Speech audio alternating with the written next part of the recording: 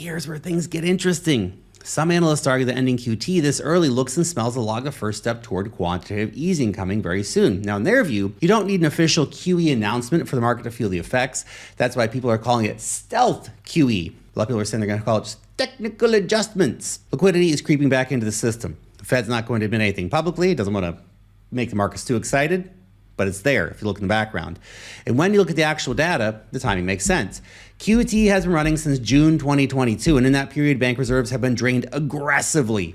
Okay, it's been a sledgehammer. U.S. bank reserves recently fell to around $2.8 trillion, a four-year low after sitting near $3.3 trillion earlier this year. Analysts warn this level is getting dangerously close to the point where liquidity is no longer considered ample. If reserves fall too far, funding markets can seize up. We've already seen some stress in those markets. The Fed absolutely wants to avoid. So in fact, they had an emergency meeting with banks over the weekend on this exact topic. Not all is well below the surface.